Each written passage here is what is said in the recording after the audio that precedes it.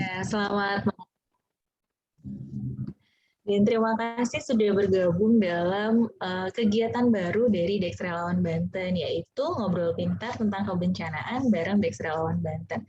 Yang terhormat Bang Ii selaku Ketua DRB, kemudian dua narasumber kita yang akan sharing pada pertemuan malam hari ini ada Kang Satria dan juga Om Rio yang sedang berusaha untuk bergabung biar bisa bergabung bersama kita semua, dan juga teman-teman dari relawan dari Relawan Banten maupun teman-teman relawan yang lainnya. Alhamdulillah, puji syukur kepada Allah Subhanahu wa Ta'ala, pada malam hari ini, malam minggu masih bisa menyempatkan bisa ngopi dari DRB. Dalam kesempatan ini kita akan mengenai persiapan relawan dalam menghadapi bencana hidrometeorologi. Nah, namun sebelum itu mohon berkenan kepada Bang Iis, Ketua DRB untuk disampaikan. Kepada Bang Ii, kami persilakan. Ya, bismillahirrahmanirrahim. Assalamualaikum warahmatullahi wabarakatuh. Terima kasih Bu Unci telah menjadi moderator di kegiatan perdana kita DRB Banten. Mudah-mudahan ini menjadi kebaikan buat kita semua ya. Terima kasih juga kepada dua narasumber kita yang hari ini siap berbagi untuk kepada teman-teman kita di sesama relawan. Ini terima kasih banyak. Salam hormat saya kepada teman-teman Kang Satria dan Om Rio yang memulai ini adalah sebuah aktivitas yang sebenarnya atau kegiatan yang sudah lama dicanangkan.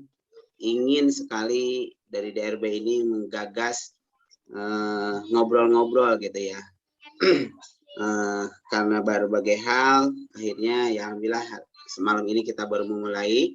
Mudah-mudahan sharing-sharing seperti ini menjadi sebuah kontinuitas atau keberlanjutan ke depannya, yang mana nanti narasumbernya saya berharap adalah dari teman-teman relawan itu sendiri. Artinya nanti teman-teman dari berbagai komunitas ini punya skill apa, punya kemampuan apa yang mau disaringkan, silahkan nanti menghubungi kami, pengurus dari DRB. Insya Allah akan kita masukkan di daftar list gitu kan, untuk berbagi sesi ngopi gitu ya. Kemudian tentu juga selain boleh menawarkan diri gitu ya, untuk mengisi sesi ini, tentu harus siap juga untuk diminta ya.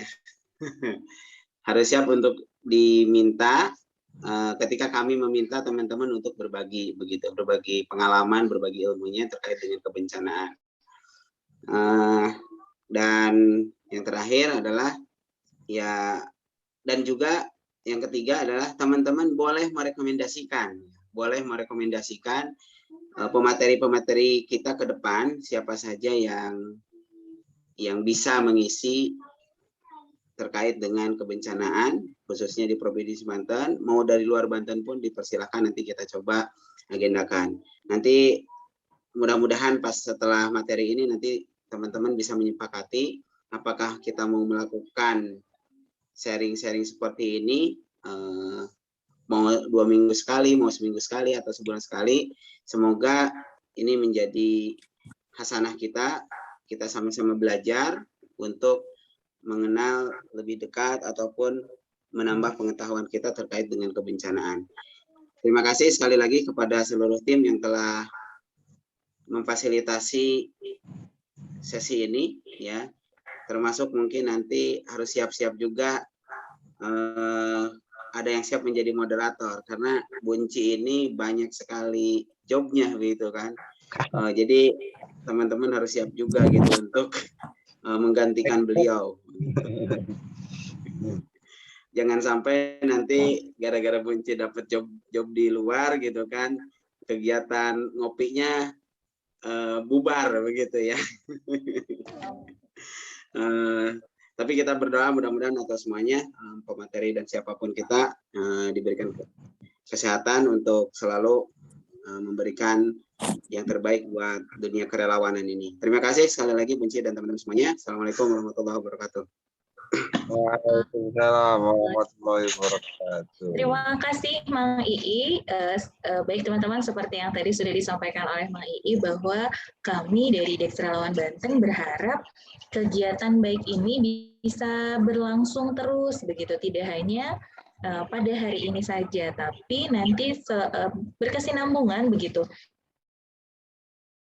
Apakah nanti setiap Sabtu malam atau mungkin ada waktu-waktu tertentu yang kita sepakati bersama. Nah, untuk narasumber, moderatornya nanti bisa bergantian dari teman-teman yang lain. Nah, sesuai dengan tema kita hari ini, yaitu persiapan relawan dalam menghadapi bencana hidrometeorologi. Bencana hidrometeorologi ini masih menjadi salah satu bencana yang dominan di Indonesia. Bahkan BNPB merilis begitu sepanjang 1 Januari sampai April 2021 itu sudah terjadi 1.205 bencana. Dan yang paling banyak disebabkan oleh bencana hidrometeorologi, diantaranya ada banjir, kemudian ada puting beliung, tanah longsor, dan lain sebagainya. Dan hal ini yang kemudian menjadi ide dari teman-teman Deks Relawan Banten untuk sharing mengenai tema kita malam hari ini. Telah hadir bersama kita dua narasumber kita yang sudah luar biasa. Ada Kang Satria. Halo Kang Satria, sudah bergabung bersama kita? Alhamdulillah, saya sudah bergabung. Alhamdulillah, oke, baik. Dan ada satu lagi Om Rio, barangkali Om Rio masih berusaha untuk bergabung bersama kita. Mohon izin menyampaikan CV dari Kang Satria. Nama Satria Ariwibowo atau sering disebut atau kita sapa sebagai Kang Satria. Kemudian pengalaman tugas kebencanaannya nih di Banten banyak sekali. Ada operasi SAR Tsunami Selat Sunda tahun 2018, operasi evakuasi pengungsian, dan pembangunan RHS penyintas tsunami Selat Sunda tahun 2018, dan Mobile Simas Banjir Lebak tahun 2020, dan operasi SAR Gunung Karang tahun 2020. Kemudian pelatihan yang pernah diikuti nih, ada navigasi darat, ada jungle rescue, ada vertical rescue, juga water rescue. Dan ada beberapa pengalaman organisasi dari Kang Satria yang sudah tentu ini sangat mendukung begitu upaya-upaya kegiatan Kang Satria dalam dunia kerelawanan. Nah, dalam kesempatan ini Kang Satria akan sharing bersama kita mengenai persiapan bagaimana ya persiapan relawan dalam menghadapi bencana hidrometeorologi. Untuk itu waktu dan tempat akan kita berikan kepada Kang Satria. Namun sebelumnya perlu saya sampaikan kepada teman-teman semua bahwa setelah nanti dua narasumber kita menyampaikan materi, akan ada sesi diskusi atau tanya jawab. Namun apabila teman-teman di sini ada pertanyaan yang ingin disampaikan, bisa dituliskan di kolom chat dengan menuliskan nama, kemudian lembaganya dari mana, dan juga pertanyaannya apa. Oke, mungkin itu pengantar dari saya. Selanjutnya saya serahkan kepada Kang Satria. Silakan Kang. Oke, terima kasih Bu Unci. Assalamualaikum warahmatullahi wabarakatuh. Waalaikumsalam warahmatullahi wabarakatuh. Selamat malam rekan-rekan relawan semuanya. Semoga diberikan kesehatan di malam hari ini. Khususnya di Banten ini cuacanya cukup mendung ya malam ini. Mudah-mudahan nanti diberikan hujan, tapi hujannya justru membawa berkah, tidak membawa musibah. Baik, rekan-rekan semuanya, saya mohon izin tidak bisa menampilkan video karena memang suaranya menjadi delay. Saya coba tadi menampilkan video, ternyata suara yang diterima itu terbata-bata. Nah, yang akan saya sampaikan ini adalah sebenarnya tidak berbeda jauh dari materi-materi yang sudah pernah atau mungkin sudah pernah diikuti oleh rekan-rekan relawan di dunia kebencanaan. Jadi sebenarnya ini materi umum ya. Materi umum berkenaan dengan hidrometeorologi.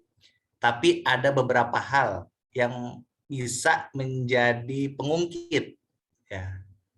Hal yang menjadi pengungkit di dunia relawan itu adalah sinergitas.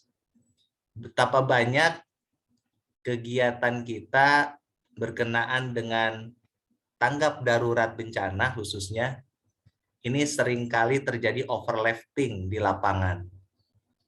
Sebagai contoh, apabila di satu titik lokasi terjadi bencana, maka tanpa analisa yang matang, kita rame-rame datang ke satu titik lokasi yang mungkin asesmennya masih kurang dan perlu pendalaman. Nah, sebagai satu contoh kejadian tanah longsor di Subang. Subang apa Sumedang kemarin itu ya? Subang ya kalau nggak salah. Subang apa Sumedang saya lupa. Sumedang. Sumedang ya, Sumedang, mohon maaf, Sumedang. Sehingga beberapa rekan-rekan relawan yang terjun untuk memberikan pertolongan justru malah menjadi korban. Padahal secara prinsip yang menjadi tugas seorang relawan itu adalah pertama aman diri, yang kedua aman lingkungan, yang ketiga itu aman orang lain. Jadi memang kenapa berbicara tentang tanggap darurat bencana itu hal yang menjadi dasar adalah asesmen yang valid dan matang. Bukan berarti kita tidak bersegera memberikan pertolongan, bukan, tetapi mempercayakan kepada relawan supaya posisi relawan yang memberikan pertolongan itu harus jauh lebih selamat dirinya sebelum menyelamatkan orang lain. Sehingga SOP terkait dengan penanganan tanggap darurat bencana itu memang harus benar-benar ketat. Tidak semua relawan itu terjun di lokasi bencana di saat yang bersamaan. Pun demikian, misalkan begini, apa sih yang harus dilakukan oleh relawan terkait dengan bencana hidrometeorologi? Misalkan, kejadiannya itu berada di daerahnya, jadi dekat dengan lingkungannya. Maka yang dia harus lakukan adalah dia menjadi leader. Dia menjadi leader, menjadi orang yang paling pertama, all in one. All in one ini apa? Dia yang melakukan assessment, dia yang segera melakukan pendataan, kemudian dia yang harus melakukan penyebaran informasi. Jadi all in one. Karena pada saat kejadian itulah supaya informasi ini sampai ke halayak, maka untuk memperoleh pertolongan dengan segera, dia mau tidak mau harus melakukan itu. Nah, kemudian apa yang harus dilakukan oleh seorang relawan apabila kejadian bencananya itu di luar wilayah yang memang di luar jangkauan ya, di luar jangkauan wilayah dia, misalkan dalam beda provinsi gitu kan. Kalau dalam satu kota masih memungkinkan, beda provinsi misalkan. Maka yang dia harus lakukan adalah sebagai supporting unit. Yang dia harus lakukan adalah sebagai supporting unit. Karena kita bisa memahami, jangan sampai terjadi crowded di satu lokasi bencana. Semuanya kumpul dalam satu titik, semua relawan kumpul dalam satu titik, sampai di lokasi bingung. Apa yang harus saya lakukan? Akhirnya ujung-ujungnya apa? Rame-rame ke lokasi bencana, tetapi tidak efektif dan tidak maksimal terhadap penanganan darurat kebencanaan. Padahal masa tanggap darurat bencana itu kan biasanya panjang tuh, bisa sampai sebulan, bisa sampai 2 bulan. Nah, ini karena tidak tersistematis. Bahkan yang lebih sering terjadi adalah ketika dalam kondisi banjir misalnya. Biasanya kan seminggu 2 minggu itu orang lagi pada repot tuh. Lagi pada repot beres-beres, repot evakuasi, dan lain sebagainya. Belum lagi nanti ada yang menggalang donasi, bantuan, dan sebagainya. Biasanya seminggu pertama itu rame. Seminggu pertama itu rame. Tapi coba kita lihat, pasca setelah terjadinya bencana, terutama hidrometeorologi, siapa yang bisa bertahan dalam waktu 3 bulan seorang relawan? Mungkin hanya ada beberapa, tetapi siapa yang bisa support mereka yang masih bertahan di lokasi itu? Nah, ini kan sangat miris.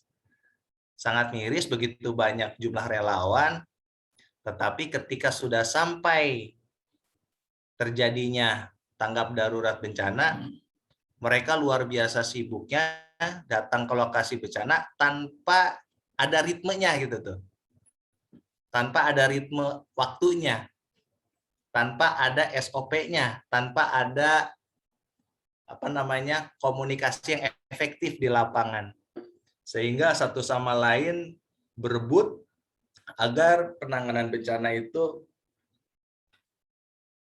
selesai lah. Padahal kan prosesnya tidak seperti itu.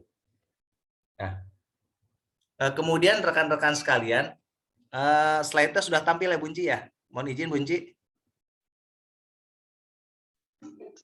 Sudah tampil.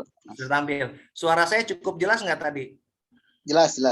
Oke, alhamdulillah. Suaranya jelas Kang Satria. Slide juga sudah ditampilkan ya. Oke, Tinggal di next aja nanti saya. Oke, kita lanjut. Buka slide selanjutnya.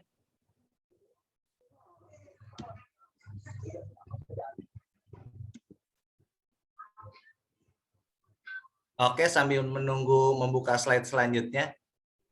Nah, ini sebagai filosofi ya, filosofi seorang relawan. Saya mengambil filosofi dari kopi ya.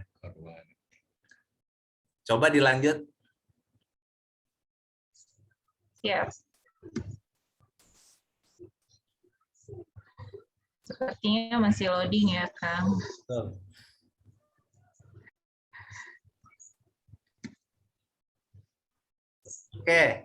Oke, saya sambil lanjut. Oke. Nah, yang harus diperlukan oleh seorang relawan adalah sinergitas. Kenapa sinergitas? Ya ibarat kopi itu akan tercipta rasa yang enak kalau dengan gula yang pas, gelas yang sesuai ukuran, dan air yang panas. Nah, sama, seorang relawan juga punya peranan penting, sekalipun berbeda posisinya. Kenapa? Karena seorang relawan itu tidak bisa bergerak sendiri di komunitasnya sendiri.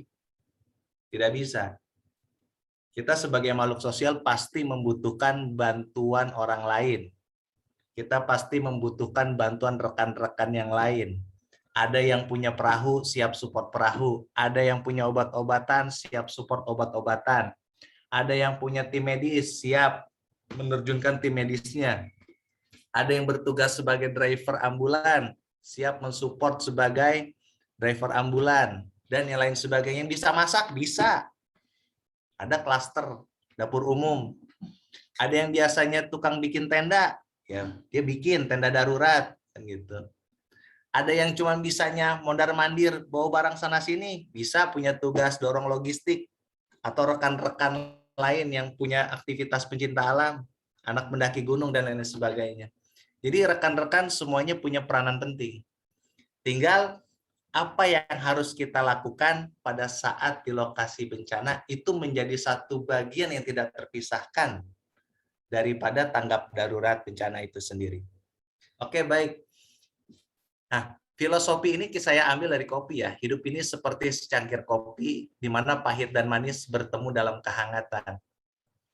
Nah, gesekan pasti ada di antara sesama rekan relawan. Pasti ada.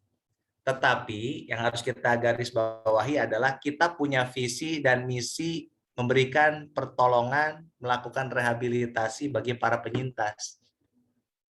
Jadi hilangkanlah yang namanya ego sektoral, hilangkanlah yang namanya punya kepentingan masing-masing pribadi dan komunitas masing-masing. Yang kita inginkan bersama adalah bagaimana dari berbeda cara pandang, berbeda pola pikir, berbeda seragam, berbeda logo, berbeda simbol, tapi kita disatukan. Disatukan oleh apa? Misi kemanusiaan. Tanpa misi kemanusiaan bisa bernilai enggak? Tidak akan ada pernah nilainya. Tidak akan pernah ada nilainya apa yang kita lakukan. Semata-mata apa ya? Karena kemanusiaan tadi. Oleh karenanya kepada rekan-rekan sekalian, ini menjadi poin penting bahwa setiap bencana baik bencana hidrometeorologi, baik bencana gempa, baik bencana tsunami, dan yang lain sebagainya, seluruh relawan wajib duduk bersama. Tidak bisa bergerak sendiri-sendiri, tidak bisa atas kemauannya sendiri. Sekalipun mungkin di antara kita ada rekan-rekan relawan, dia tidak berada di komunitas manapun. Mungkin dia sendirian gitu kan, karena terdorong oleh semangatnya sebagai relawan, dia dengan dengan segala sesuatu yang dia miliki gitu kan, maka dia korbankan itu, korbankan waktunya, korbankan tenaganya, mungkin mengorbankan isi dompetnya gitu kan. Yang itu semuanya mungkin nggak ternilai, dan mungkin itu semuanya banyak teman-teman yang tidak tahu gitu kan. Dan ini bagian daripada relawan, rumah besar kita gitu kan, dalam kemanusiaan. Nah, lanjut silakan slide-nya, Bunci. Dari kopi kita belajar bahwa rasa pahit itu dapat dinikmati. Situasi bencana itu sesuatu yang nggak enak. Situasi bencana itu sesuatu yang membuat kita nggak nyaman. Dalam situasi yang sangat kredit, macet di mana-mana, kemudian segala kebutuhan juga belum bisa kita peroleh pada saat itu, sulitnya memasuki daerah-daerah yang terisolir, tetapi bukan berarti itu menjadi bagian daripada tantangan sebenarnya. Tantangan yang harus kita lalui supaya apa? Allah hendak memandaikan kita. Jadi itu bagian daripada pembelajaran relawan. Tempat kita belajar ya pada saat di kebencanaan itu. Tanpa ada kebencanaan, kapan kita bisa belajarnya? Kita bisa belajar bagaimana mengenal karakter relawan yang lain. Kita belajar bagaimana bekerja sama dengan orang lain yang memang mungkin belum bisa bersinergi dengan kita. Tapi kita punya satu visi dan misi, yaitu kemanusiaan. Oke, dilanjut. Dari secangkir kopi, bahwa dia tak pernah berdusta atas nama rasa. Hitam tak selalu kotor, pahit tak harus bersedih. Jadi memang begitu banyak yang bisa kita ambil ya dari filosofi kopi. Dia tidak pernah berdusta atas nama rasa. Hitam tak selalu kotor, pahit tak harus sedih. Jadi di situasi bencana itu banyak hal yang bisa kita dapatkan. Ada canda tawa, ada tangis kesedihan, tapi semuanya bercampur aduk menjadi satu. Dan itu merupakan bagian yang tidak terpisahkan. Kenapa orang yang dalam kondisi penyintas justru malah dia orang yang kuat, sabar, tabah kan gitu. Karena tidak semuanya orang yang terkena musibah itu bersedih. Kadang kita temui mereka itu menerima keadaan. Justru yang bersedih malah kita terkadang. Kok bisa ya? Kok bisa terjadi seperti ini? Kok bisa terjadi seperti itu? Apakah karena ini azab dari Allah kan begitu? Atau karena ini musibah kan gitu? Tapi sekali lagi para rekan-rekan relawan, justru dengan adanya musibah itu yang mempersatukan kita. Dengan adanya musibah itu yang mempersatukan kita, mungkin yang tadinya tidak banyak mengenal keterlibatan di dunia kebencanaan, jadi kenal, jadi tahu kan begitu. Saya sendiri pribadi pun bicara kebencanaan itu ya karena apa? Karena situasi dan kondisi yang membentuk itu. Artinya gini, membangun kewaspadaan diri bahwa dunia kita sedang tidak baik-baik saja. Dunia kita hari ini sedang tidak baik-baik saja. Ketika terjadi satu bencana, maka kebutuhan dasar manusia itu akan kembali lagi kepada kebutuhan primer. Orang nggak akan lagi berpikir yang namanya punya mobil 4, 5, 10, 8 kan gitu. Orang tidak akan pernah lagi berpikir itu. Berpikir, saya pengen bangun rumah 10 lantai. Ketika terjadi bencana, apakah masih bisa digunakan? Kan gitu. Orang semuanya akan kembali kepada kebutuhan primer. Ya, kembali kepada kebutuhan makannya, kembali kepada kebutuhan sandang, pangan, kebutuhan dasarnya lagi. Oleh karena kita harus bersyukur bahwa dimanapun kita berada, justru kita harus banyak-banyak bersyukur bahwa nikmat di dunia kebencanaan itu semakin membuka pikiran kita, semakin membuka hati kita, semakin ego kita itu semakin berkurang. Kita punya rasa empati, kita semakin banyak berkorban dari sisi harta, banyak memberikan pertolongan. Kemudian hal-hal yang lainnya yang justru banyak sekali membawa manfaat bukan hanya orang lain, tapi bagi diri kita selaku relawan. Oke, dilanjut.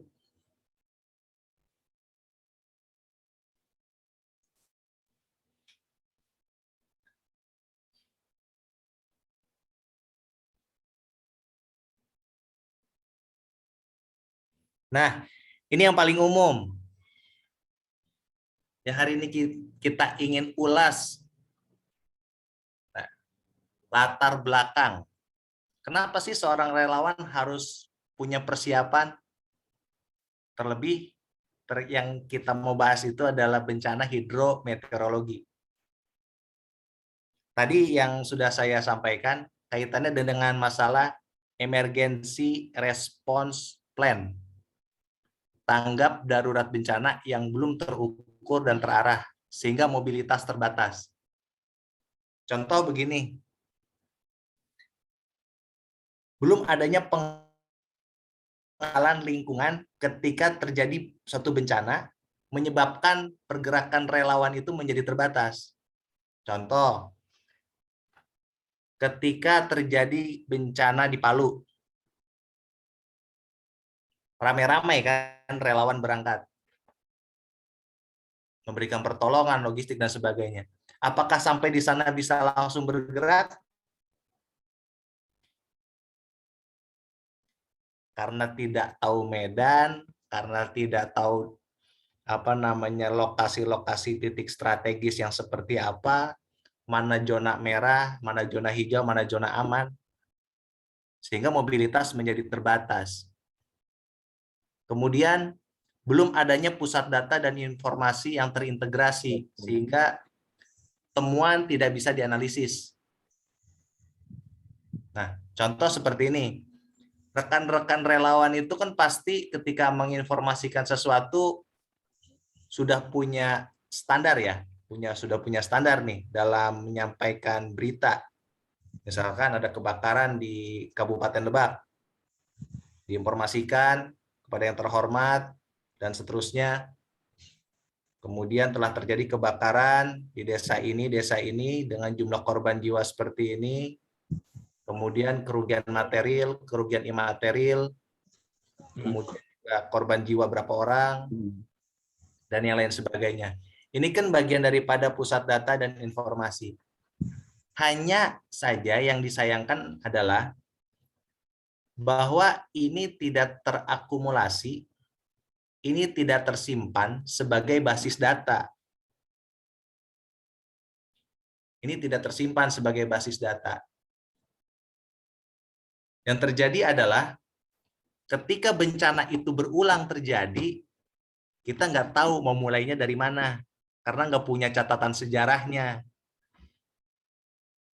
Oleh karenanya, teman-teman relawan yang punya kompetensi lapangan yang kaitannya dengan asesmen di lokasi bencana, ketika menyampaikan informasi berkenaan dengan data, memberikan informasi berita tentang kejadian di lokasi bencana, di samping itu menjadi bahan yang disimpan di internalnya, ini juga menjadi bahan yang nantinya akan menjadi bahan kajian.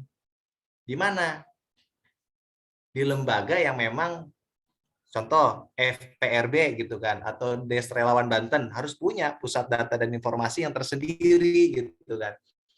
Jadi pusat data informasi ini sebagai ujung tombak sumber berita yang valid.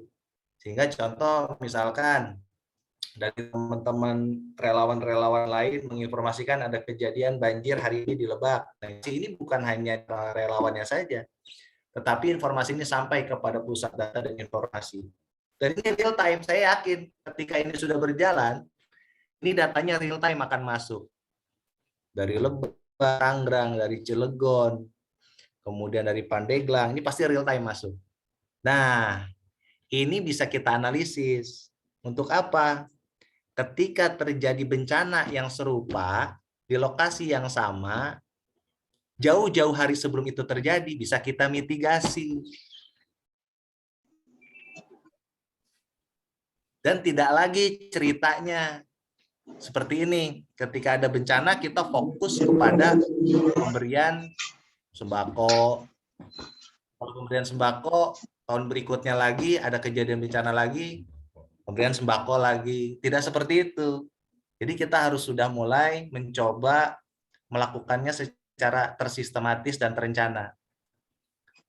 Belum adanya mitigasi bencana yang terukur dan terarah. Kenapa kita bicara mitigasi bencana harus terukur dan terarah? Karena bicara mitigasi bencana itu kan waktunya panjang.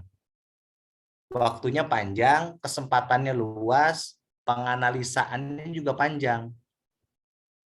Jadi ketika terjadi satu situasi tanggap darurat, akan mudah untuk kita minimalisir apabila mitigasi bencananya sudah berjalan.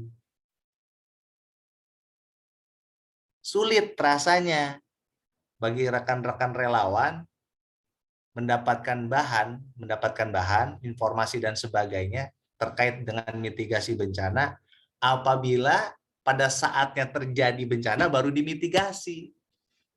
Kebalik gitu tuh, polanya kebalik. Mesti kan mitigasi dulu nih, panjang ceritanya nih. Mulai dari, misalkan, pernah nggak sebelum tahun 2000, misalkan tahun 90-an ke bawah, di kota Serang terjadi banjir bandang misalkan. Ada nggak catatan itu? Dan itu di lokasi mana, di desa apa? Ada nggak sejarahnya? Dulu masyarakat ketika terjadi banjir bandang, apa sih yang dilakukan masyarakat? Ya mungkin saat itu jumlah relawan masih sedikit. Nggak seperti sekarang nih, teknologi canggih, teman-teman udah punya kesadaran yang bagus gitu kan, terkait dengan kebencanaan. Gimana yang ceritanya tahun 90, tahun 80, tahun 70? Tidak seperti sekarang. Nah ini akan kita mulai. Ya, kemudian selanjutnya SDM yang digerakkan di lapangan belum maksimal dan tersistematis. Kenapa SDM yang digerakkan di lapangan belum maksimal dan tersistematis? Karena belum terencana. Contoh misalkan, berapa tim yang harus diberangkatkan ketika terjadi tanggap darurat bencana. Dan ini memang sudah diplotting dari awal. Contoh misalkan, yang diberangkatkan ke daerah Sumedang misalkan. Karena di Sumedang misal terjadi banjir bandang. Mulai itu tim merumuskan siapa saja. Oke, rubber boot dibawa. Kemudian tim water rescue berangkat satu tim, 5 orang misalkan. Rubber boot dibawa, siapa komandannya, PIC-nya siapa. Satu tim itu ada tim medisnya, ada drivernya, ada teknisinya, ada dokumentasinya. Jadi nggak semua orang diberangkatin yang memang nggak ada urgensinya. Yang memang orang ini nggak punya kapasitas untuk itu. Adapun ketika nanti tanggap darurat bencana sudah mulai rekan-rekan yang lain yang punya kapasitas, misalkan tadi. Waalaikumsalam warahmatullahi wabarakatuh. Alhamdulillah nih, kita kedatangan tamu yang agung nih, luar biasa. Akhirnya Om Rio datang juga. Halo, Om Rio. Oke, mohon izin Bang Rio nih, saya lanjut dulu. Ya, lanjut. Ya. Assalamualaikum, mohon maaf telat. Ya, waalaikumsalam warahmatullahi wabarakatuh, Bu. Oke, mohon izin Bu, saya lanjut dulu ya. Bang Rio, Bang, saya izin lanjut. Lanjut. Oke. SDM yang digerakkan di lapangan belum maksimal dan tersistematis. Itu tadi, dalam satu tim ini belum diplotting. Belum diplotting orang-orangnya. Misalkan tadi harus ada komandan lapangannya siapa, komandan operasinya siapa. Kemudian mau dilaksanakan di motor rescue untuk evakuasi mau apa kita bertugas. Nah, kalau memang baik tetap ternyata berarti tidak tarik. Suaranya putus-putus.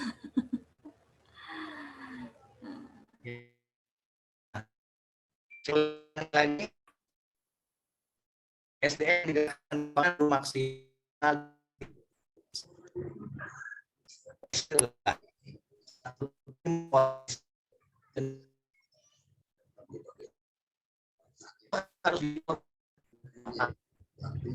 Halo, Kang Satria. Sepertinya suaranya putus-putus ya, sinyalnya kayak kurang bagus.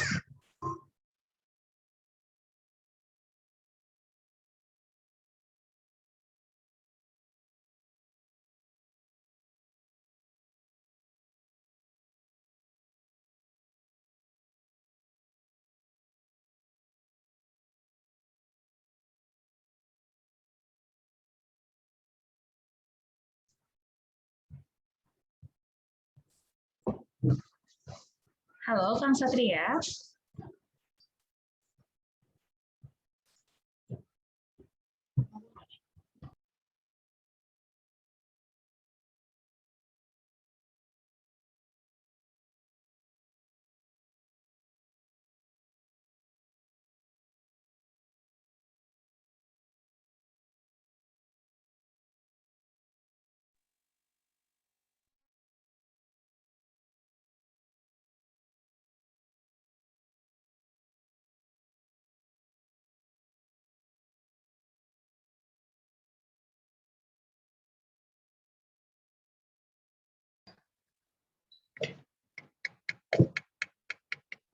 Cek. Suara hilang. Saya tadi tiba-tiba keluar sendiri nih. Oke, alhamdulillah udah gabung lagi ya, Kang. Suaranya putus-putus nggak? Sekarang sudah lebih baik dibanding tadi.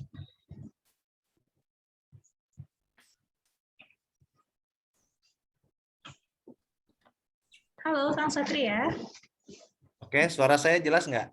Jelas, sekarang sudah jelas. Silahkan dilanjut. Oke, mohon izin tadi saya tiba-tiba keluar sendiri. Ya, siap, nggak apa-apa. Oke, baik. Kembali lagi bicara SDM yang digerakkan di lapangan belum maksimal dan belum tersistematis. Satu contoh begini, ketika satu tim water rescue ditugaskan ke daerah bencana, maka harus bisa dipastikan juga satu tim ini ditugaskan berapa lama.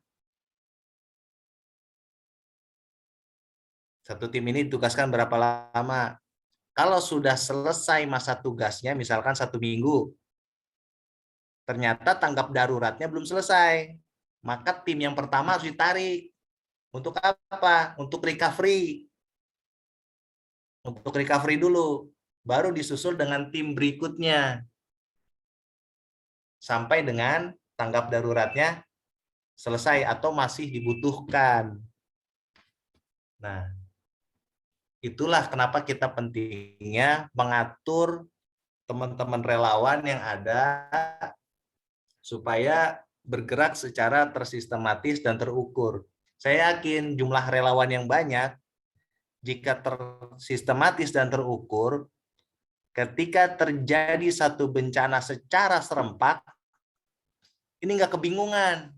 Saya mau kemana dulu ya? Saya mau ke Lebak dulu atau ke Pandeglang dulu ya? Atau mau ke Tangerang dulu nih ada banjir. Nah, jadi ukurannya nanti bukan bencana yang populer gitu kan. Oh, mana yang populer nih bencana nih. Nah, sehingga itu menjadi bahan yang tanda kutip ya, sebagai bahan berita, bahan media yang bisa dijual informasinya. Kita tidak seperti itu, kita harapkan tidak seperti itu. Tapi kita bekerja bagaimana menyelaraskan aktivitas kita, menyelaraskan gerakan kita dalam kemanusiaan agar lebih tertib, agar lebih tersistematis. Oke, dilanjut.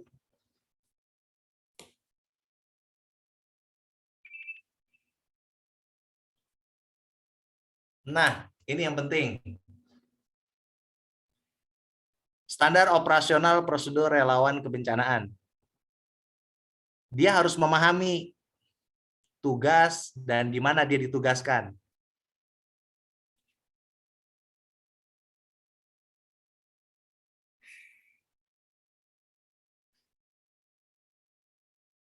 Dia harus memahami tugas dan di mana dia ditugaskan.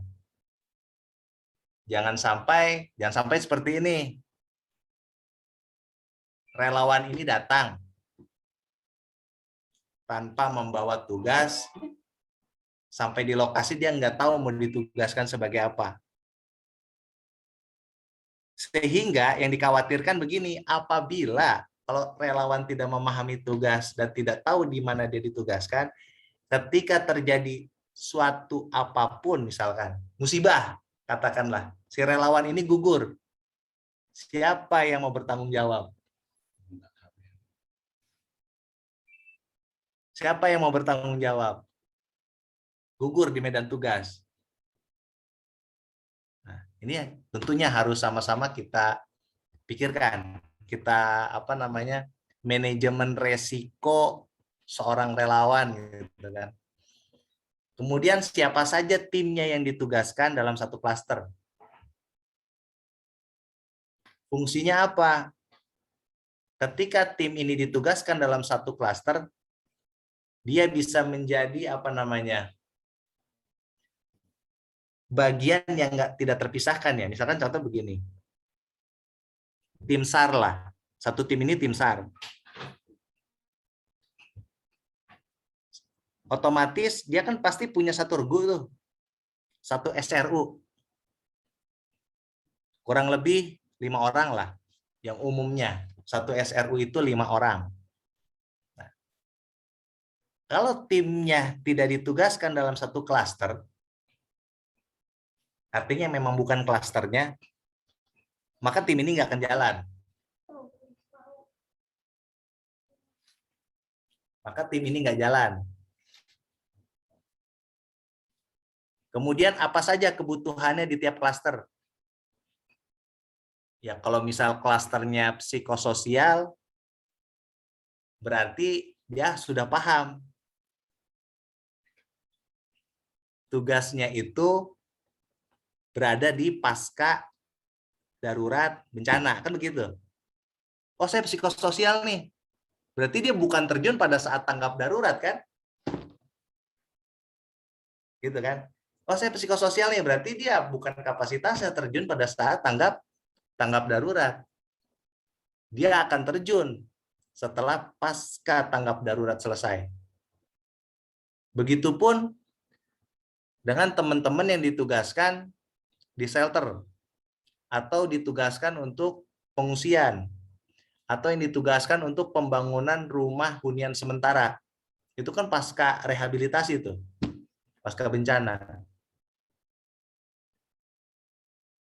Berapa lama dia bertugas? Nah, tadi sudah saya sampaikan berapa lama dia bertugas. Jangan sampai dari sejak tanggap darurat bencana sampai detik-detik akhir, sampai nggak ada logistik yang mau dimakan, dia masih di situ gitu tuh. Sampai bahkan ongkos pun nggak dapat dia. Siapa yang mau ngongkosin gitu kan? Dari sini ke Palu mau balik lagi nggak bisa. Jadi berapa lama dia bertugas ini menjadi bagian yang tidak terpisahkan bagi seorang relawan. Ya 1 minggu ya 1 minggu gitu kan. Nanti kalau ada yang bisa menggantikan harus ada yang menggantikan. Perlu recovery seorang relawan. Baik, dilanjut.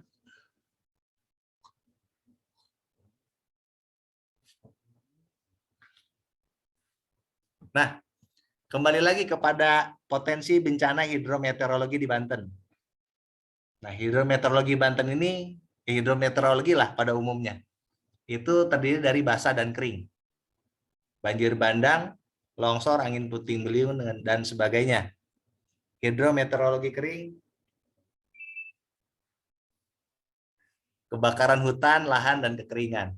Nah, tinggal kita klasifikasi hidrometeorologi basah yang terjadi di Banten, yang sering terjadi banjir bandang, longsor, angin puting beliung, daerah mana saja. Pasti yakin teman-teman relawan yang ada di Banten ini sudah paham itu. Sudah tahu, sudah bisa memetakan. Karena kejadiannya bukan sekali 2 kali. Nah, itu sudah bisa terpetakan tuh. Oh, ini kalau terjadi hujan deras di Kota Serang, berarti daerah-daerah di sekitarnya ada yang tergenang. Maka kita sudah harus mafhum tuh. Sudah apa namanya? Tahu arahnya kemana skemanya. Oh, berarti kalau di Kota Serang itu hujan deras, Pasar Lama kerendam tuh. Oh, berarti kalau di Kota Serang hujan deras, daerah Kesemen, daerah pesisir, pasti kerendam tuh banjir. Sudah seperti itu nalar kita. Jadi kita udah paham, oh berarti ada nggak relawan daerah sana? Kan gitu. Apa yang perlu bisa kita bantu, apa yang perlu bisa kita support.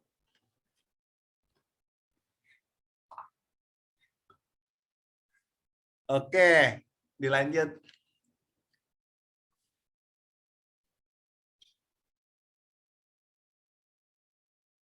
Persiapan relawan menghadapi bencana hidrometeorologi di Banten, mitigasi bencana.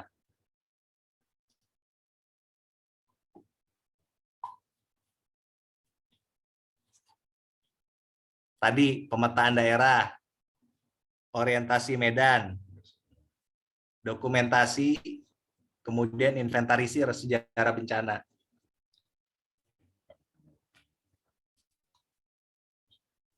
Membangun pusat data dan informasi, menginventarisir perlengkapan dan peralatan, membuat rencana operasi kegiatan tanggap darurat. Ini umumnya dibahas di dalam rencana kontingensi nih.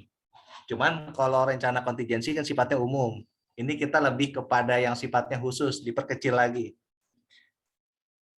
Oke, silakan dilanjut.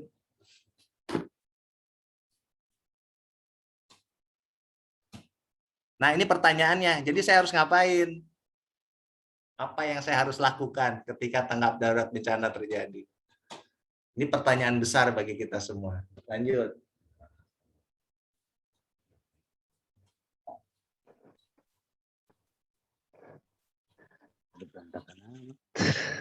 Oke, terima kasih banyak rekan-rekan semua yang sudah mendengarkan pemaparan yang bisa saya sampaikan.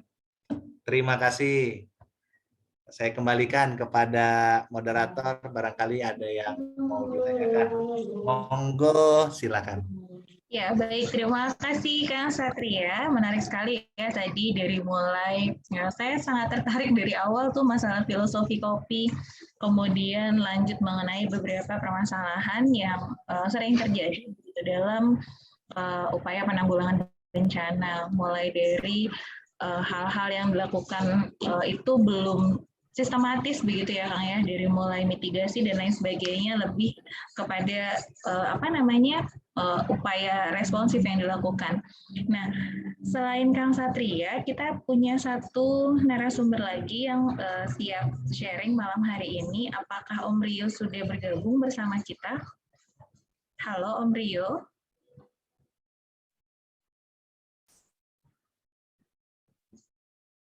Halo.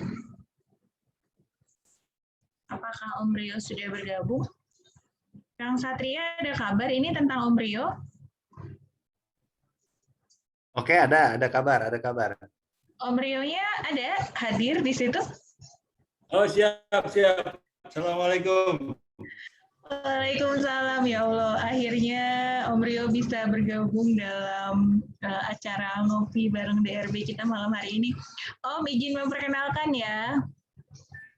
Om Rio ini salah satu teman relawan di DRB yang luar biasa sekali, khas di outsider ya.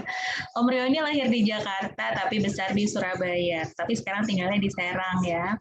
Kemudian organisasi yang diikuti banyak nih, Pataga Surabaya, kemudian Aideru, KOR, dan kemudian pengalaman dalam respon kebencanaan ini dari tahun 2015 sampai tahun 2021. Pengalaman operasi SAR-nya banyak sekali dari 1996 sampai 2021. Belum lagi pengalaman beliau sharing atau memberikan materi. Nah, untuk itu kita langsung berikan kesempatan kepada Om Rio untuk sharing.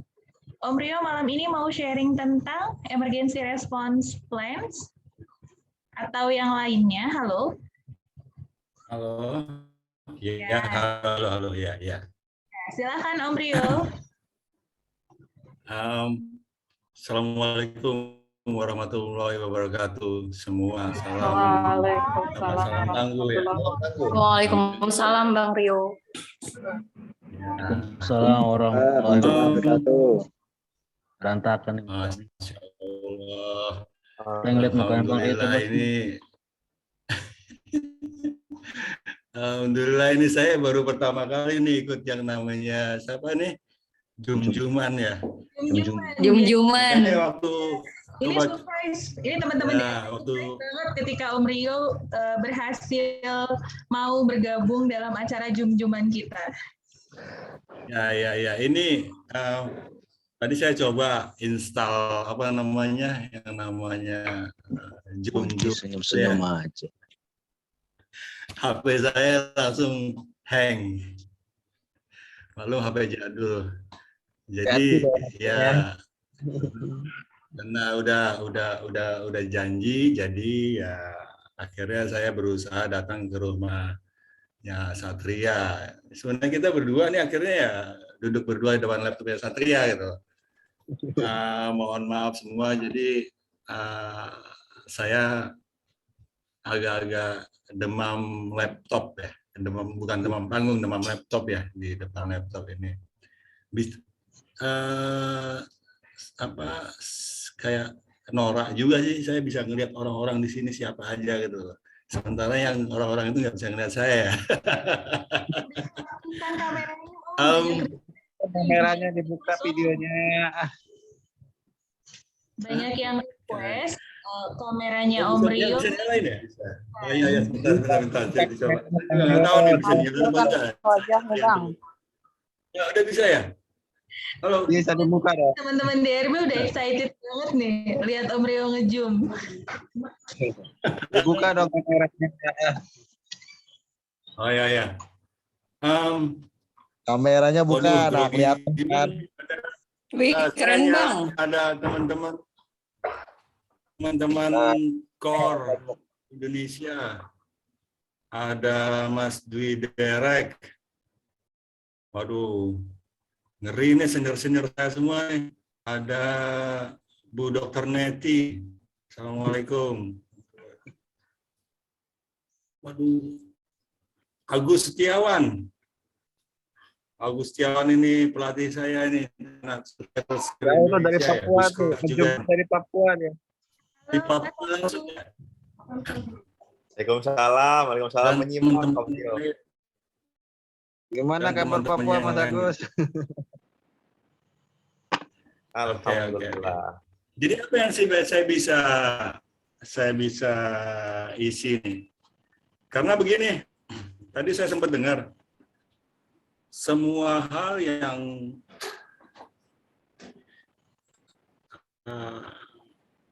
harus dijabarkan di sini sudah diborong semua, habis sama Kang Satria. Jadi saya cuma ya isi apa ya, penambahannya aja deh. Karena saya sendiri juga susah banget ngomong. Gimana caranya ngobrol mengenai, intinya semua udah dijabarkan dengan oleh Kang Satria. Relawan, karena dari judulnya kesiapan relawan dalam menghadapi bencana. Oke. Sebenarnya sih kalau saya sih singkat aja, kita mulai dari ancamannya, pemetaan daerah rawan dan aman, strategi evakuasi,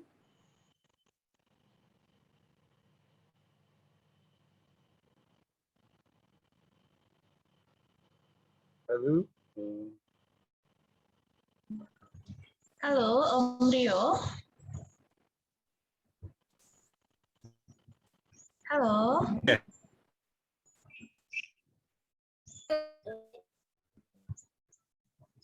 sampai di mana tadi ya?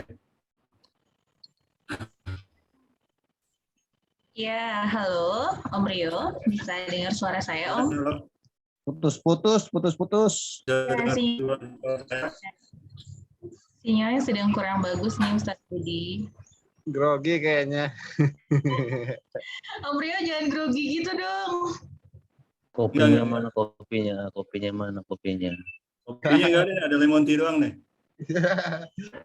Kopinya belum keluar tuh, makanya grogi. Ya, jadi semuanya udah dibahas mengenai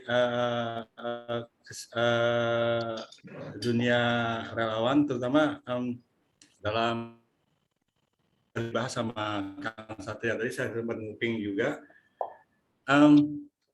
Kalau saya langsung ke secara singkatnya aja ya, kita mulai kenali dari ancamannya, pemetaan daerah rawan, dan aman strategi evakuasi. Semua ini tercakup, sudah dibahas semua sama Kang Satria. Lalu EWS, Early Warning System, pencari informasi. Siapa pencari informasinya? Ya itu tadi assessment ya, asesor yang di lapangan. Jadi asesor pun sebenarnya punya tugas, kalau atau bukan punya tugas ya, punya keahlian assessment, rescue kalau bisa, kemudian medis juga. Dan ini semua harusnya lengkap. All in one kalau asesor juga, rescue juga, medis juga. Karena berhubungan dengan golden time ya. Ini semua sudah diajarin juga. Saya belajar juga dari pengalaman-pengalaman senior-senior yang udah hadir di sini nih, teman-teman. Jadi semua hal yang masuknya golden time itu sangat-sangat perlu. Jadi kalau sudah berani turun ke lokasi bencana, TKM, tempat kejadian musibah, untuk orang-orang yang awal turun, itu yang harus benar-benar orang yang berkompeten, minimal dia sudah kenal dasar-dasar rescue, medis, dan assessment. Karena asesmen juga diperlukan untuk tim kedua yang akan melanjutkan tugas di lokasi bencana, di tempat kejadian musibah ya. Terus kemudian strategi memastikan kebenaran yang dihimpun oleh asesor tadi. Terus strategi penyampaian informasinya itu sudah dibahas dari Kang Satria di Pusdatin tadi ya, sudah global. Saya lebih ke fokus ke intinya gitu. Kemudian bagaimana memastikan bahwa informasi yang diterima oleh semua warga untuk potensi terancam ya, inklusi ya. Terus upaya yang dilakukan untuk mengurangi ancamannya, kesiapan relawan sejauh mana, jejaring seperti apa, standarnya, standar operation prosedur, itu sudah dibahas semua tadi, udah dikupas semua sama Kang Satria. Kesiapan relawannya. Jadi saya lebih ke spesifik aja, tugas-tugas atau kewajiban-kewajiban relawan yang sudah berani dia bilang bahwa gue rescue atau gue medis atau saya saya asesor gitu. Jadi berbasis kompetensi. Kalau memang mereka sudah berkompeten di bidangnya, okelah terjun. Jangan sampai kayak yang tadi Satria bilang, satu tim kemudian ada satu orang yang harus kita selamatkan. Kita menyelamatkan, tujuannya menyelamatkan survivor atau menyelamatkan korban atau menyelamatkan masyarakat yang terkena musibah, tapi teman kita sendiri akhirnya harus kita evakuasi, harus kita selamatkan. Nah, ini benar-benar hal-hal yang paling mendasar yang harus diketahui oleh orang yang sudah berani terjun ke dunia kerelawanan atau dunia bencana. Intinya sih seperti itu, karena sering terjadi seperti itu. Kita niatnya niat baik turun ke lokasi bencana, tapi akhirnya salah dua, salah tiga teman kita akhirnya harus kita rawat lebih dulu, kita evakuasi dulu, karena memang menyangkut nyawa ya. Kalau teman kita harus kita bantu, ya kita bantu duluan, baru nanti kemudian penyintasnya. Kemudian mengenai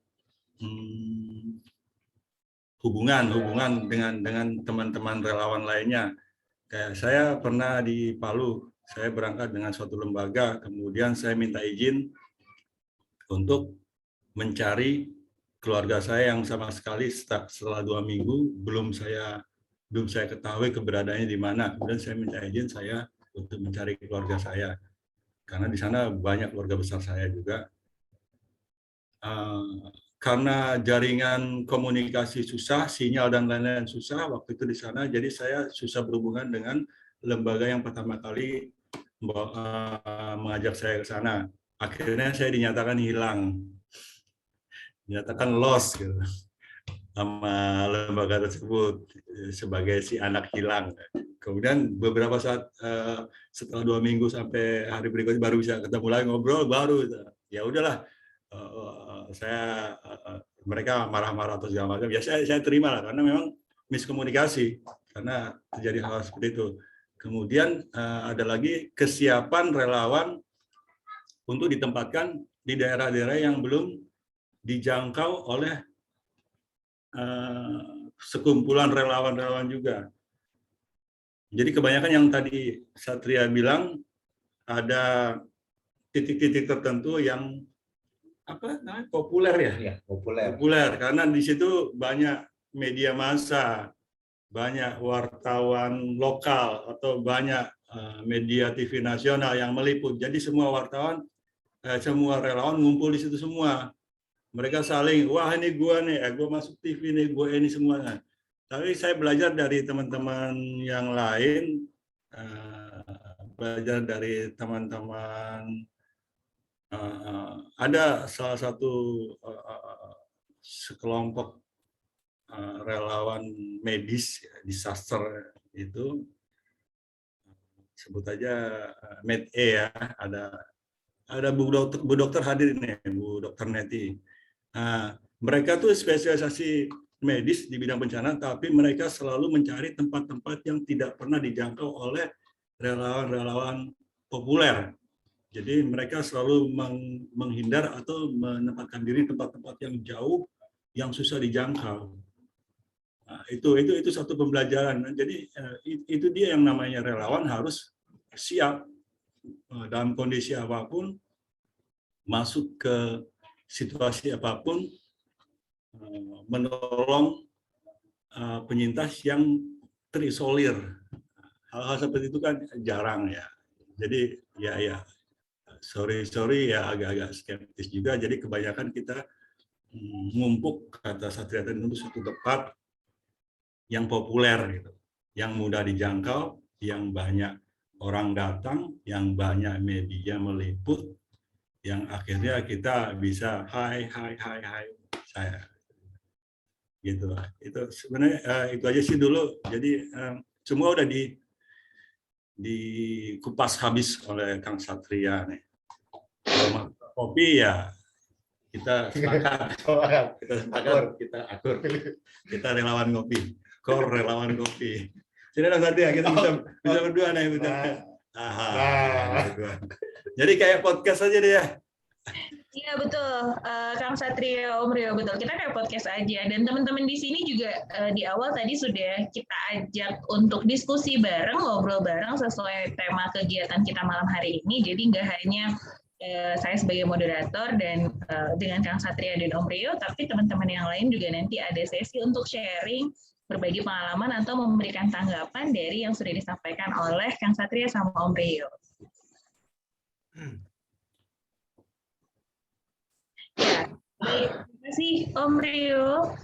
Senang sekali malam hari ini di luar ekspektasi awal kami ketika menyelenggarakan kegiatan ngopi bareng DRB. Ternyata antusias dari teman-teman sangat luar biasa, banyak yang bisa bergabung. Ada Mas Agus yang lagi di Papua, Pak Tarjono juga ikut gabung, terima kasih banyak, dan juga rekan-rekan yang lain. Baik, kita sudah sharing mengenai tema kita pada malam hari ini. Nah, apabila ada tanggapan dari teman-teman bisa raise hand atau bisa langsung mengaktifkan mikrofonnya, silahkan bisa memberikan tanggapan atau mungkin sharing pengalaman mengenai tema diskusi kita malam hari ini. Silahkan. Pengen minta tanda tangannya, Hai, Mas. Daerah merokok itu. lagi ngopi masa nggak ngerokok. Gimana nih Mas Robi? Tadi menyimak kan Kang Satria sama Om Rio nih? Nyimak sih. Oh iya, ada tanggapan Mas?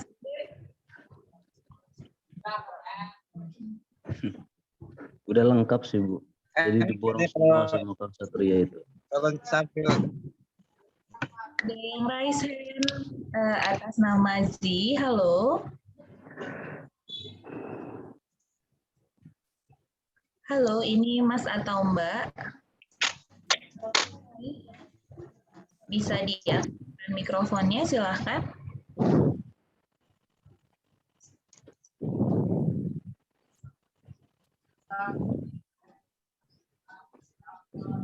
Jili, halo Mas Jili. Silahkan Mas Jili.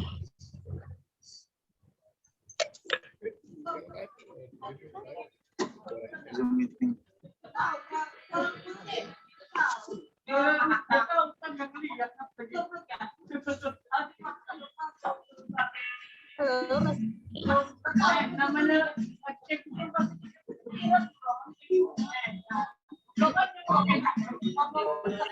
Banyak.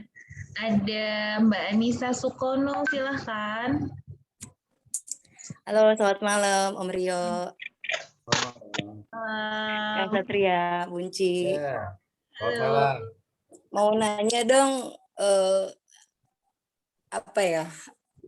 Kalau koordinasi di lapangan itu sebenarnya yang nge-lead BPBD atau misalnya kalau sekarang udah ada wadah DRB itu bagaimana sinergitasnya? Ya tentu kita tidak berharap ada bencana di kemudian hari. Tapi apakah ini sudah dibangun atau seperti apa gitu mungkin? Atau kalau misalkan pengalaman dari Om Rio atau dari Kang Satria, misalnya dari sektor pemerintah dengan komunitas lokalnya, sepengalaman abang-abang berdua ini seperti apa sih? Terima kasih, selamat malam. Ya, terima kasih pertanyaannya. Oke, Om Rio, Kang Satria, silahkan. Boleh saya ulangi ya pertanyaannya ya? Oke, boleh bisa diulangi, Mbak. Nggak apa-apa, saya coba mengucapkan kembali. Jadi intinya itu mungkin seperti ini ya. Bagaimana sinergitas yang dibangun oleh relawan terhadap institusi yang hari ini berkenaan dengan penanggulangan bencana yaitu BNPB atau BPBD di satu daerah. Apakah seperti itu pertanyaannya? Ya kurang lebih sih sinergitas sama koordinasi hampir sama kali ya Kang ya. Oke, ya siap. Karena kan di lapangan itu biasanya tadi ya mungkin ada pengalaman-pengalaman yang semua tertumpu di satu titik, yang lain akhirnya tidak terevakuasi dengan baik. Nah mungkin betul. Ya kayak pengalaman di mana kemarin tsunami Selat Sunda, semua kebetulan saya juga pernah ikut, alhamdulillah dapat pengalaman walaupun baru sekali gitu kan. Dan itu logistik bantuan terutama untuk pakaian yang dalam tanda kutip layak pakai itu numpuk semua di Rumah Sakit Berkah gitu kan. Dan ini kebetulan juga saat itu memang apa ya, crowded ya, termasuk juga data gitu kan ya, belum terkoordinasi dengan baik seperti itu sih. Jadi di lapangan tuh koordinasi atau sinergitas mungkin bahasa lainnya seperti apa antara sektor pemerintah dengan tadi komunitas relawan. Iya, baik. Coba saya bantu jawab sedikit demi sedikit yang saya ketahui dan yang saya pahami aja, Mbak ya. Beserta pengalaman. Pengalaman terkait dengan sinergitas antara pemerintah dan relawan itu masih sangat baru.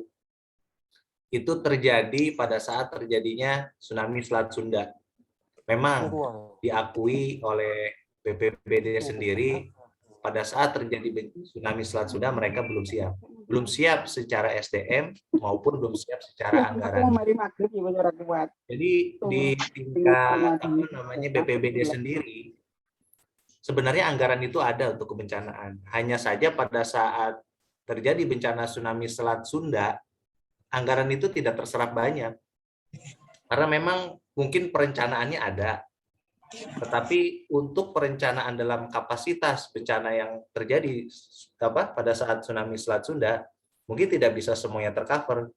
Kenapa? Karena sulit ya ketika kita bicara anggaran pemerintah. Ketika perencanaan pada saat penganggaran seperti apa, anggaran yang dikeluarkan seperti apa itu harus sama, tidak bisa di-switch gitu kan. Justru nanti akan jadi temuan di Badan Pemeriksa Keuangan sendiri kalau memang anggaran itu tidak seyogianya gitu kan dikeluarkan untuk itu. Sehingga kurang lebih ada anggaran 1 atau 2 M ya pada saat terjadi tsunami Selat Sunda itu ya tidak digunakan sama sekali, dan itu di akhir tahun dikembalikan. Ini bukti bahwa memang pada saat itu kita belum siap. Kita belum siap dalam membuat perencanaan, baik mulai dari mitigasi, tanggap darurat, dan pasca bencana. Saya yakin kalau itu terstruktur dan tersistematis dalam perencanaan anggaran di institusi pemerintah sendiri, itu akan tersalurkan semua. Mulai dari pengadaan peralatan, kemudian diatur di dalam undang-undang peran serta masyarakat dalam kebencanaan, sehingga lahirlah di mana-mana di setiap daerah itu forum pengurangan resiko bencana, termasuk relawan Banten lahir dari sana, lahir pada saat terjadinya bencana tsunami Selat Sunda. Itu bukan sejarah ya, bagian daripada sejarah. Nah, kemudian sinergitasnya bagaimana? Kita adalah relawan, itulah mitra pemerintah. Fungsinya apa? Membantu pemerintah dalam hal 3 poin tadi. Mitigasi bencana pada saat tanggap darurat, kemudian pada saat pasca bencana itu sendiri. Oleh karenanya, di dalam undang-undang itu diatur klaster. Mulai ada klaster assessment, kemudian klaster SAR, kemudian ada klaster evakuasi pengungsian, kemudian ada klaster medis, ada klaster-klaster yang lainnya. Nah, rekan-rekan relawan inilah yang nantinya akan bergerak secara simultan. Kenapa? Karena memang merupakan bagian yang tidak terpisahkan dari peran serta masyarakat itu sendiri. Jadi sekali lagi, kita baru ibarat bayi lahir itu masih usianya 2 tahun. 2 tahun atau 3 tahun. Ya, tinggal kita hitung aja dari 2018 ke 2021, berarti kan kalau bayi baru 3 tahun. 2019. Tsunami Selat Sunda 2018. 2018. Baru mau akan 3 tahun ya Sang Satria ya. Kalau bayi ya istilahnya baru merangkap lah. Kemudian komunikasinya memang masih belum efektif. Sinergitas yang masih sedikit demi sedikit kita bangun gitu kan. Tapi insya Allah mudah-mudahan dengan adanya forum pengurangan resiko bencana ini merupakan bagian yang perlahan-lahan sedikit demi sedikit yang akan nanti menjadi besar. Gitu. Begitu Mbak Anissa kurang lebihnya. Iya, nuhun Kang. Ya, terima kasih Mas Satria atas jawabannya. Jadi memang upaya untuk membangun kesiapsiagaan dalam penanggulangan bencana ini ya tugas kita bersama gitu. Meskipun kita sama-sama nggak ada yang berharap ada bencana datang, tapi justru di fase pra-bencana ini kita harus meningkatkan kapasitas, membangun sistem koordinasi, kemudian juga teman-teman relawan bisa meningkatkan kapasitas, kemudian ya banyaklah hal yang bisa dilakukan ya dalam fase pra-bencana ini. Oke, terima kasih. Ada pertanyaan nih di kolom chat dari Ma Ii. Ya Allah, Ma Ii. Pertanyaannya izin bertanya yang termasuk dalam bencana hidrometeorologi apa aja? Ini kayaknya tadi ada di slide-nya Kang Satria ya, Kang Satria ya? Ya, betul. Ya, Ma Ii ada di slide-nya Kang Satria. Mau dijawab Kang Satria, silakan. Izin Bang Rio mungkin mau menjawab apa saja bencana hidrometeorologi. Saya persilahkan ke Bang Rio dulu, Ibu moderator. Perasaan tadi sekilas sudah ada ya di slide itu. Jadi hidrometeorologi ada hidrometeorologi basah dan ada meteorologi kering gitu. Ya. Siap kelewat tadi. Oh ya nanti dilewatin lagi, Bang Ii. Oke, tadi Jadi slide dari Kang Satria. tadi semua udah ada di slide-nya Kang Satria. Jadi kayaknya ya udah. Siap-siap. Satu aja deh. Nanti slide Oke.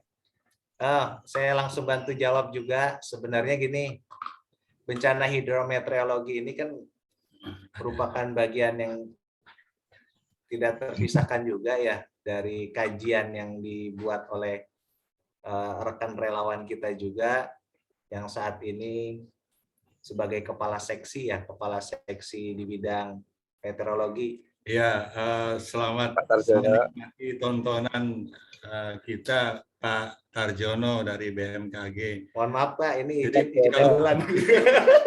kalau kita bahasnya salah nih jawabnya nanti besok kuping saya dijawab sama Pak Tarjono nih. Ini guru saya. Jadi ayo Pak Tarjono dijelaskan. Silakan. Halo Pak. Mohon izin Pak Tarjono, apabila nanti ada yang kurang tepat dan keliru dalam menyampaikan, mohon disempurnakan nanti Pak Tarjono. Ya, nanti setelah Kang Satria, nanti Pak Tarjono melengkapi barangkali ya. Itu ada lagi, kayaknya ada Ketua BMKG, Dwi Korita Anjarwati. Bukan ya? Anjarwati. Oh, bukan, beda itu. Kirain Dwi Korita. Dwi-nya apa Dewinya dari IOP? Beda-beda orang berarti.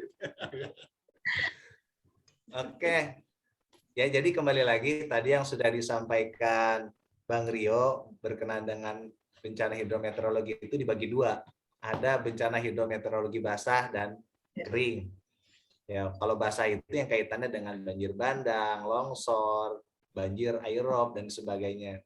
Kemudian kalau yang hidrometeorologi kering itu salah satunya tadi kebakaran hutan, kebakaran lahan.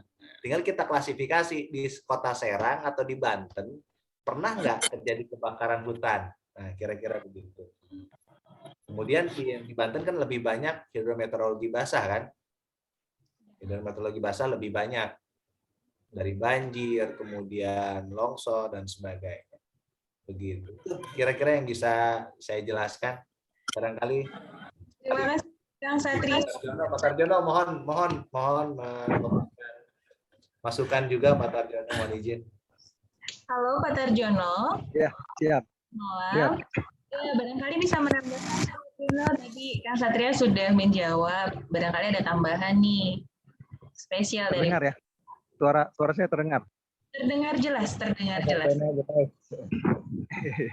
Iya, izin ikut nimbrung aja sih, walaupun saya nggak ngopi, Bang Rio. Tapi nggak ngerokok ya? Iya, sudah betul sih tadi yang disampaikan oleh Kang Satya. Memang hidrometeorologi itu bencana dibagi dua, hidrometeorologi kering dan basah. Hidrometeorologi kering seperti yang kita ketahui adalah mungkin El Nino ya Kak, fenomena El Nino. Jadi musim kemarau yang berkepanjangan, itu kemudian juga tadi hotspot, titik-titik api, kalau di Banten ini memang belum pernah terdengar adanya kebakaran hutan. Mungkin yang sering terdengar adalah semak belukar seperti itu, terutama di Kabupaten Serang dan Kota Serang seperti itu. Sedangkan untuk bencana hidrometeorologi basahnya memang kita sering banget mendengar gitu kan, banjir, tanah longsor, bahkan banjir bandang yang terakhir di Kabupaten Lebak gitu. Itu aja sih yang mungkin bisa saya tambahkan. Oke, terima kasih banyak Pak Tarjono. Terima kasih Pak Tarjono. Sami. Tenang jadinya kalau jawabannya ada yang jawab. Ngopi nggak Pak, ngopi? Baik, di kolom chat ada yang sudah ingin bertanya ini dari Fauzan Aja. Halo. Halo. Ini tadi sudah menuliskan di kolom chat, kalau saat kita mau assessment yang paling layak memberikan informasi terkait bencana siapa? Itu pertanyaannya. Dari Fauzan Aja. Kalau saat kita mau assessment yang paling layak memberikan informasi terkait bencana itu siapa aja nih, Kang Satrio, Om Rio?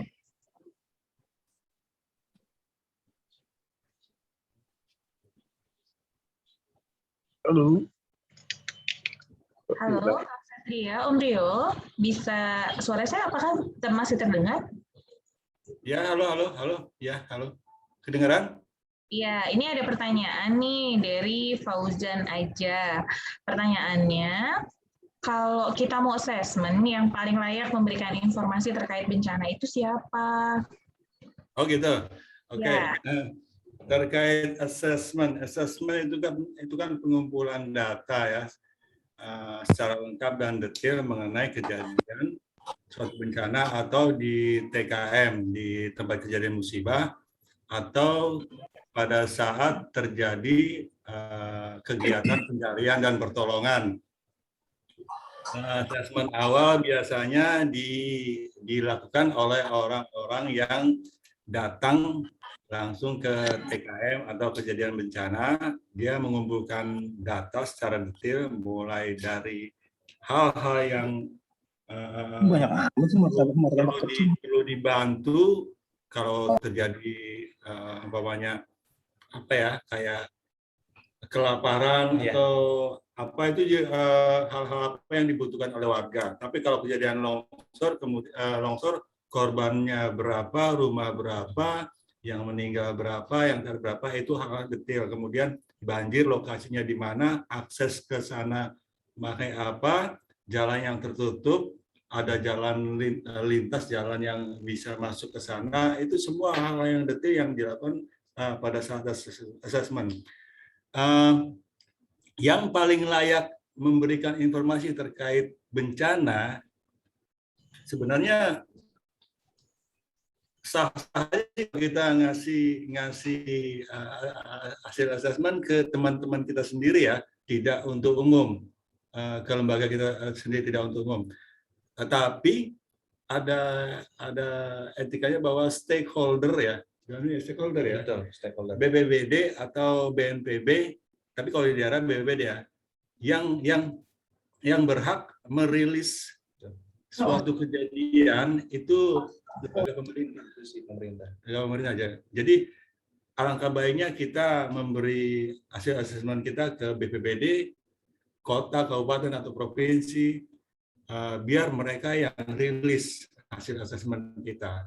Tapi sebenarnya sih nggak wajib juga kalau kita melakukan asesmen sendiri, tapi untuk teman-teman kita sesama lembaga yang sudah erat atau kepada lembaga kita sendiri nggak masalah. Gitu. Kalau saya mau keep asesmen saya yang detail ke BPBD juga nggak masalah. Siapa lo gue nyari data gitu loh istilahnya kan. Tapi kan untuk kemanusiaan ya kita bagilah hasil asesmen kita ke BPBD biar sebagai lembaga resmi pemerintah BPBD yang memberi informasi terkait bencana di suatu lokasi tersebut. Itu. Terima kasih. Ada satu yang mau tambahin? Cukup, sudah sangat jelas. Om Rio.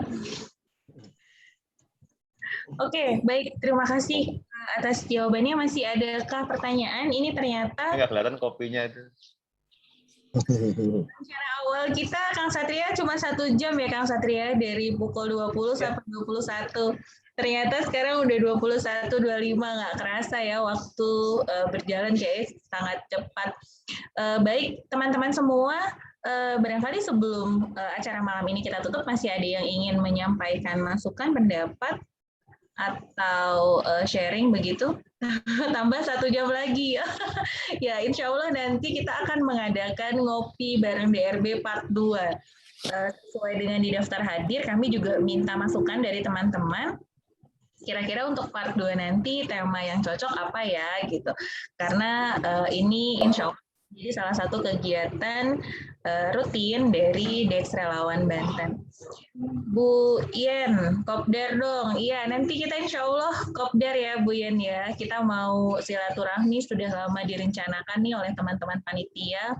Ada Mas Robi dan kawan-kawan. Tapi karena memang situasi masih PPKM, belum bisa terlaksana. Kopinya masih banyak itu, kopinya Om Rio tuh. Kopi masih banyak. Halo Mas Agus, apa kabar yang lagi di Papua? Dimsum. Alhamdulillah baik, Bunci sehat di sini. Kondisinya masih ya Papua, menurut informasinya seperti itu ya, kayak begitu kondisinya. Tapi sehat di sini. Alhamdulillah, semoga sehat selalu Mas Agus. Oke, baik teman-teman, barangkali untuk malam ini cukup Kang Satria, Bang Rio. Ya, Bunci. Ditambahkan silakan sebelum Maaf nih, rumah DRB di satronin banyak nih, pakar-pakar semua nih. Ini dari Korea datang semua nih, expert semua nih. Dari BSMI juga ada Kang Agus, ada Ustadz Hengki tadi datang. Ini dari VRI juga ada Ujang Komar, VRI Banten. Alhamdulillah, terima kasih semua ada yang udah mampir ke lapaknya Bu Unci. Dari KOR ada Mas Dwi Derek, Sekjen KOR-nya. Masya Allah, itu dia yang ngajarin saya segala macam itu. Jadi, Mas Win. Halo Mas Win, Assalamualaikum. Ya. Sebenarnya kita berdua memang satu paket sih. Paket lengkap lah. Jadi selain mengenai hidrometeorologi, banyak hal kita sering bahas, kita berdua ini sampai kita paleng sendiri itu melihat kenyataan bahwa Banten ini supermarket bencana banget. Ada berbagai macam hal di Banten ini yang belum di mapping ya, belum dipetakan oleh teman-teman dari lembaga pemerintah. Mungkin mereka tidak tahu atau mungkin nggak tahu gimana walau bisa. Tapi saya berusaha. I want to make the rest of my life the best of my life. Jadi gimana ya, saya berdua Mas Satria sama Jili juga itu sering belusukan, pengen tahu sebenarnya seperti apa sih yang seperti yang dibilang Satria tadi, sejarah di Banten ini, pernahkah terjadi begini, pernahkah terjadi bencana di sana? Kita selalu telusurin hal itu. Kalaupun terjadi, nah akhirnya kita ulik lagi ya, Satria ya.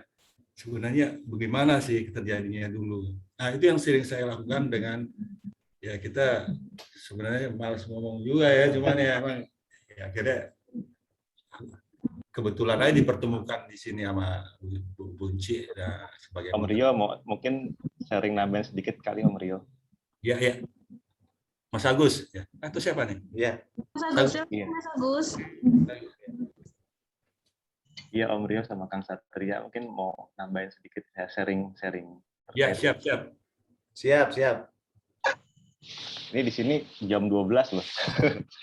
Jam 12 kurang rapat.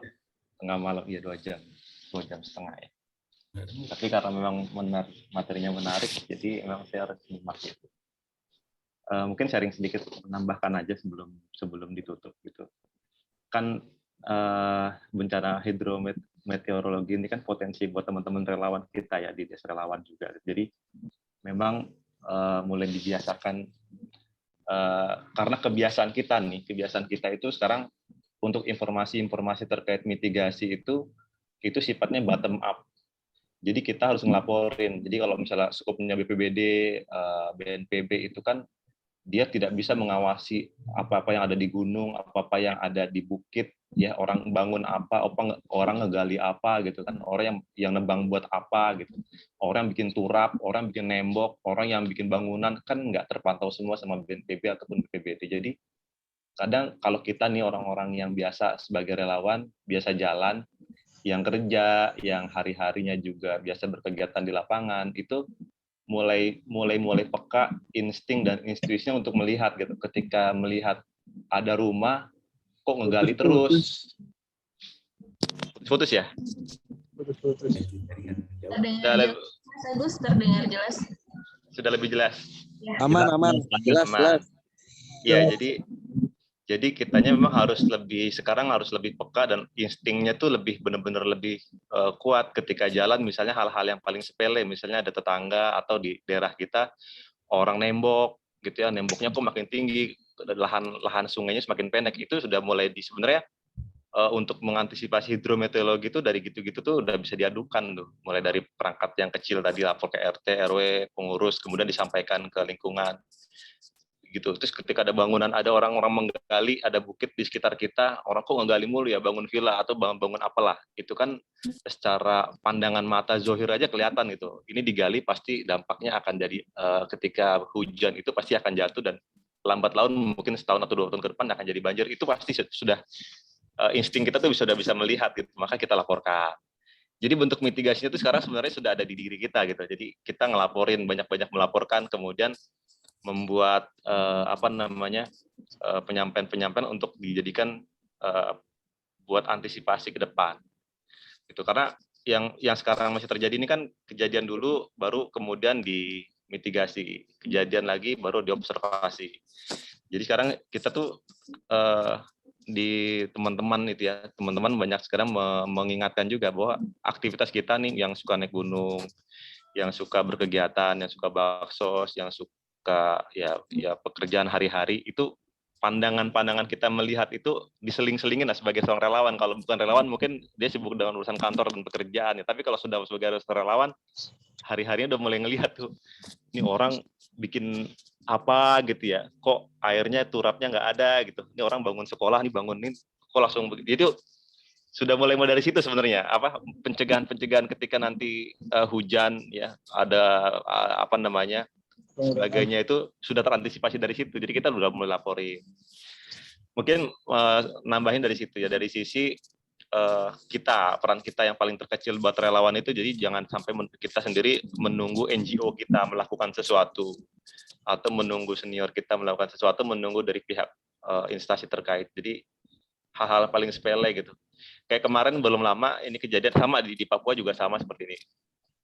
Kemarin kejadian juga, jadi kita melihat itu ada bukit itu yang mulai digali-gali, dipapras-papras gitu ya.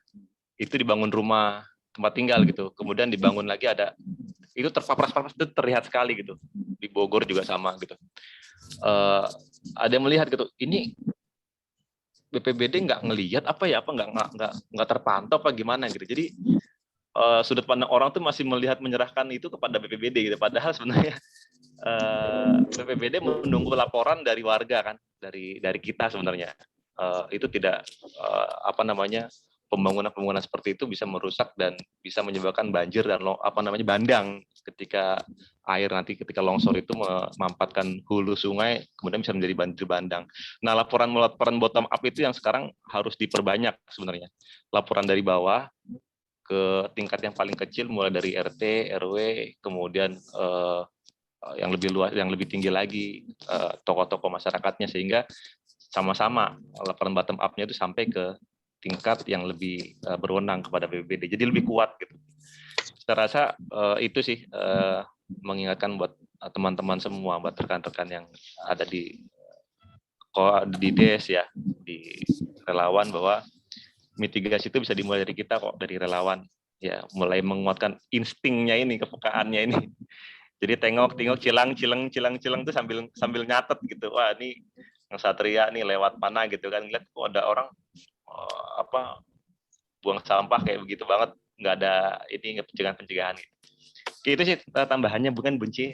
Makasih sama Om Rio. Seru banget malam ini. Dan banyak juga ini ternyata sampai 51, luar biasa. Ya, terima kasih banyak Mas Agus. Ini di kolom chat banyak sekali yang memberikan support begitu ke Om Rio yang selama ini mungkin belum pernah nge-zoom kayaknya ya.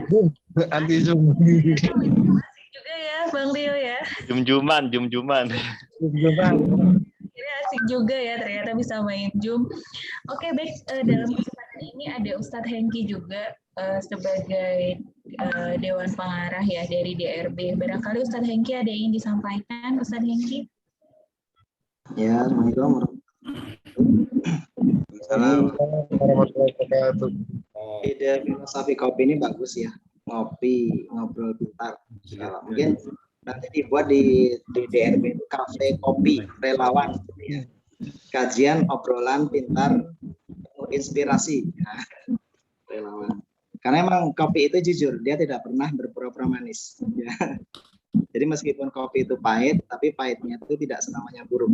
Jadi terkadang pahit itu seperti obat yang mampu menyembuhkan rasa sakit. Bahkan kopi pahit pun bisa membuat kita terjaga ya, untuk bermanfaat bagi orang lain. Terkait dengan tadi materi yang sampaikan Kang Satria sama Bang Rio, ancaman bencana hidrometeorologis ya, dalam konteks saya melihat dari sisi konteks geomorfologi. Itu secara kondisi itu adalah suatu proses yang alami.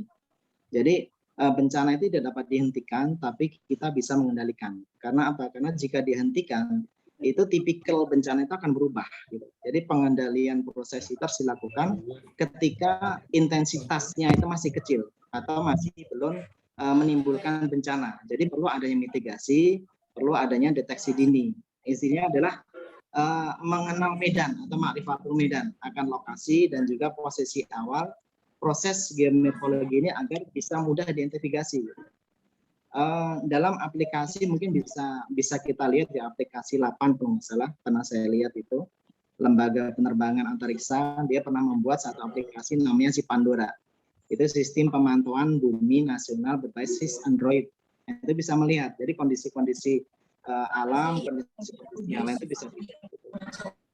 Terkait dengan konsep dasar ma'rifatul medan ini, ada beberapa hal yang memang harus diperhatikan, yaitu dengan cara melihat morfologi permukaan lahan misalnya, itu baik itu elevasinya, baik itu sudut panjangnya, bentuknya, posisi lerengnya dan sebagainya. Kemudian melihat material penyusunnya, apakah batuan, apakah bahan itu lapuk atau batuan tanah dan sebagainya. Terus juga melihat proses geomorfologi sendiri, apakah itu banjir, kekeringan, longsor, karena proses geomorfologi ini biasanya akan meninggalkan bekas yang khas. Ada bekas khas di permukaan bumi. Gitu. Ini bisa dilihat dalam proses yang mungkin dulu ya pernah terjadi pada masa-masa lampau, dan itu pasti akan berulang pada masa sekarang dan juga kemungkinan akan terjadi di masa yang akan datang. Jadi secara alami mungkin magnitud proses geomorfologi cenderung menurun dari waktu ke waktu, tapi kita lihat juga bahwa semua macam bencana itu khususnya hidrometeorologis itu harusnya dapat diidentifikasi dengan mudah. Jadi baik itu lokasi dan juga distribusinya. Jadi dan ini harus kita sampaikan kepada masyarakat sepahit-pahitnya kondisi. Artinya dengan navigasi darat dan sebagainya terus kita sampaikan gitu. Jadi harus disampaikan dengan kondisi sepahit apapun, seperti filosofi kopi yang tadi disampaikan Kang Satria gitu. Istilahnya kopi kehidupan ya. Jadi kalau kopi itu jujur dia nggak pernah berpura-pura manis. Jadi lebih baik pernah mengacap rasa meskipun berakhir pahit sekalipun daripada tidak sama sekali. Artinya katakanlah kebenaran walaupun pahit, karena kebenaran menyampaikan keberanian dalam menyampaikan kebenaran itu akan membantu saudara kita untuk meluruskan kesalahan-kesalahan selanjutnya. Mungkin itu saja Mbak Enci. Assalamualaikum warahmatullahi wabarakatuh. Waalaikumsalam warahmatullahi wabarakatuh. Terima kasih Ustadz Hengki. Terima kasih Kang Satria dan Bang Rio untuk malam ini sudah duet luar biasa. Teman-teman di sini sangat antusias sekali. Selain kita reunian, kita juga bisa sharing-sharing begitu. Semoga kegiatan ini bisa kita lanjutkan untuk pekan depan dengan narasumber-narasumber yang keren-keren yang ada di DRB dan juga rekanan dari DRB. Teman-teman, iya. Itu sudah ada beberapa usulan materi, mungkin bisa kita masukkan sebagai list berikutnya.